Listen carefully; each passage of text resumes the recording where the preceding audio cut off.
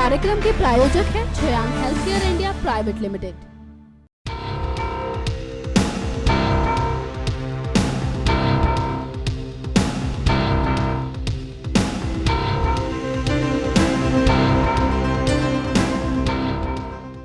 बिहार की राजनीति को काफी अलग तरह की राजनीति माना जाता है। बिहार की राजनीति में अमूमन देखा जा रहा है कि वहां पर दबंगों की पैठ हमेशा से ही मजबूत रही है। राजनीति में अपना बड़ा कद रखने वाले तमाम नेता जरूरत पड़ने पर अपना मतलब निकालने के लिए बाहुबली नेताओं का इस्तेमाल करते हैं। यही वजह है कि बिहार की राजनीति में आपराधिक छवि रखने वाले नेताओं का खूब बोलबाला है। जी हाँ, आज हम बात करेंगे एक ऐसे ही नेता के बारे में जिनके ऊपर उनकी उम्र से भी ज्यादा मुकदमे दर्ज हैं। नमस्कार, मैं हूं पायल और आपका स्वागत करती हूं हमारे खास प्रोग्राम पब्लिक फेस में। आज हम बात करेंगे बिहार के बाहुबली नेता शहाबुद्दीन के बारे में। शहाबुद्दीन पर 56 से भी ज्यादा मामले दर्ज हैं और इनमें से कई मामलों में उन्हें सजा भी मिल चुकी है। आइए शहाबुद्दीन के बारे में शुरू से जानने का प्रयास करते हैं।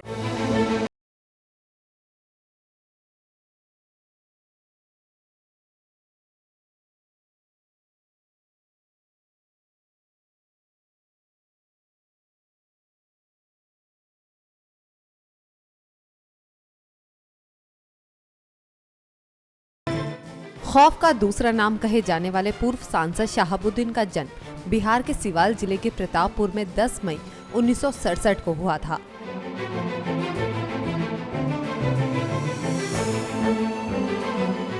शहाबुद्दीन की शुरुआती शिक्षा प्रतापपुर में हुई और उसके बाद उन्होंने सिवान के डीएवी कॉलेज में स्नातक के पश्चात राजनीति शास्त्र में एमए की डिग्री हासिल की।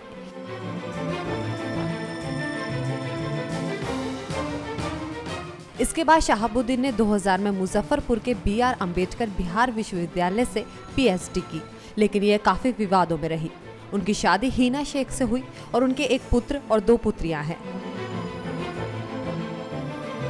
वैसे शहाबुद्दीन 1980 में DAV कॉलेज से राजनीति में आ गए। इस वक्त शहाबुद्दीन ने भारतीय कम्युनिस्ट पार्टी और भारतीय जनता पार्टी के खिलाफ मुहिम कर दी थी। कॉलेज के दिनों से ही शहाबुद्दीन की दबंगई के चर्चे आम होना शुरू हो गए थे।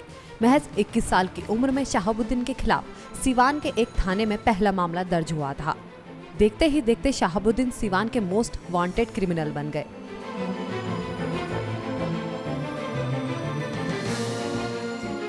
कहते हैं उनके नाम का डर ऐसा था कि लोग उनसे थर्राने लगे।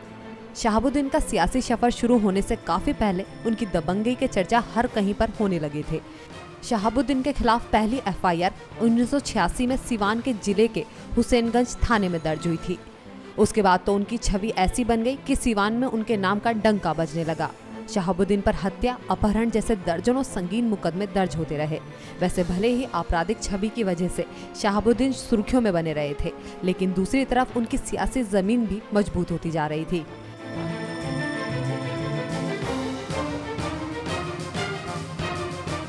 कहा जाता है कि जब शहाबुद्दीन चुनाव लड़ने मैदान में उतरे तो सिवान शहर में शहाबुद्दीन की पार्टी को छोड़कर दूसरे किसी प्रत्याशी का झंडा देखने को नहीं मिलता था।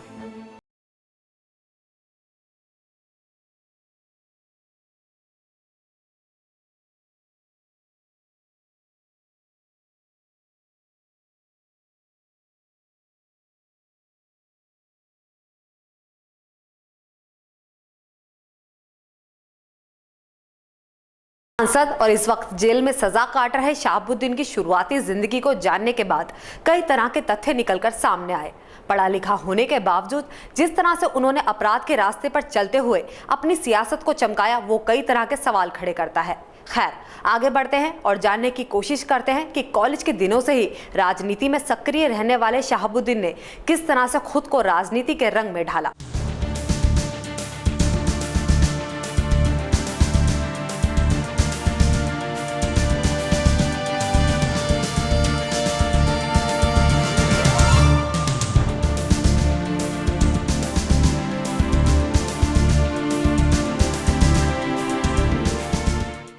1990 में शहाबुद्दीन लालू प्रसाद की राष्ट्रीय जनता दल के युवा मोर्चा में शामिल हो गए।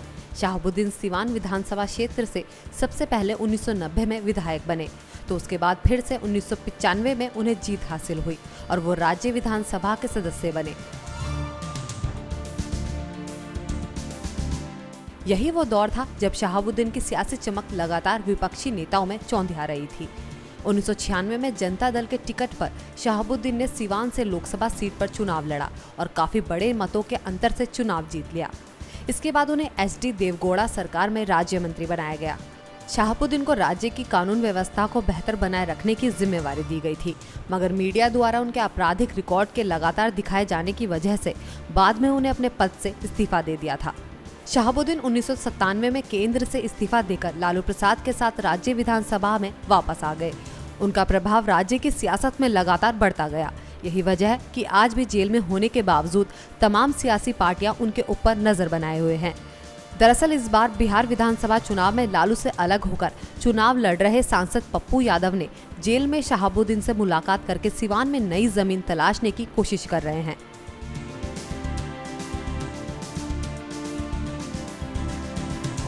हालांकि इसका असर क्या होगा ये तो कोई नहीं जानता, लेकिन जेल के अंदर बैठकर दोनों नेताओं ने काफी देर बातचीत की, जिसकी चर्चा सिवान में खूब हो रही है।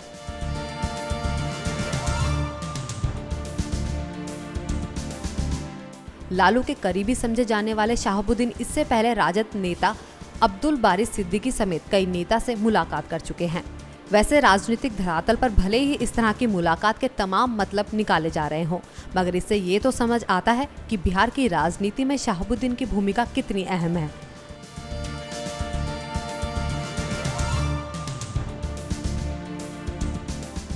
जेल में होने के बावजूद नेताओं उनसे मिलकर चुनावी रणनीतियां तैयार कर रहे हैं। वाकई शहाबुद्दीन की दबंगई ने उनको सियासी गलियारों का बेहद अहम शख्स बना दिया है।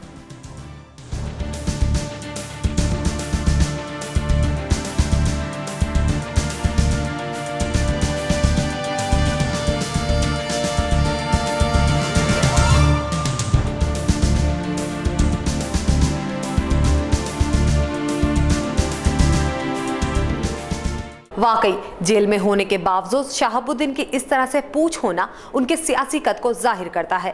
एक जमाने में लालू के करीबी रहे शहाबुद्दीन को अब पप्पू यादव अपने नजदीक लाने में लगे हुए हैं। वैसे अपने रुतबे की वजह से विधायक और सांसद चुने गए शहाबुद्दीन के ऊपर संगीन से संगीन आरोप लगातार लगते रहे हैं। जानकार बताते हैं कि लोगों में शहाबुद्दीन का इतना डर बैठ गया था कि वो अपने घर से निकलते समय ये सोचते थे कि वापस अपने घर परिवार से मिल भी पाएंगे या नहीं। आइए एक नजर डालते हैं शहाबुद्दीन के क्राइम रिकॉर्ड पर।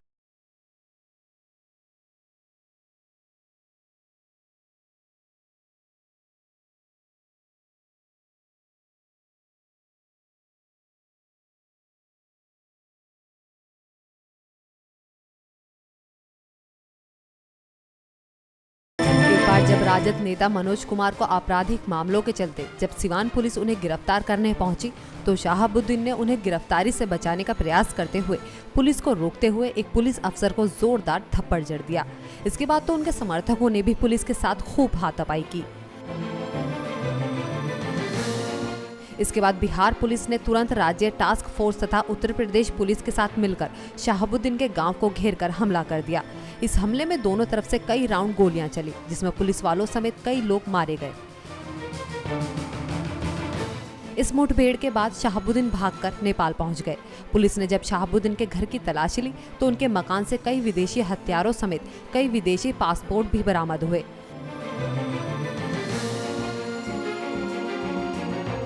2003 में शहाबुद्दीन को माकबा माले के सदस्य के अपहरण के आरोप में गिरफ्तार कर लिया गया। खराब स्वास्थ्य के चलते शहाबुद्दीन को सिवान के जिला अस्पताल रखा गया, जहां से वो 2014 में होने वाले चुनावों की तैयारी करने लगे।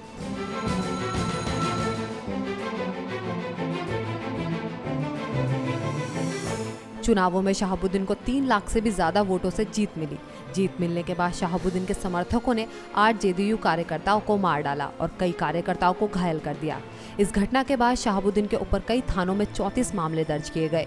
हालांकि 2005 में वो रिहा होकर सिवान आ गए। 2009 में एक बार फिर से शहाबुद्दीन पुलिस के हाथों लग गए और उसके बाद से वो आजकल जेल में ही है। उल्लेखनीय है कि 2009 में सिवान लोकसभा सीट से राजद की टिकट पर उनकी पत्नी भी चुनाव लड़ी, लेकिन हार गई।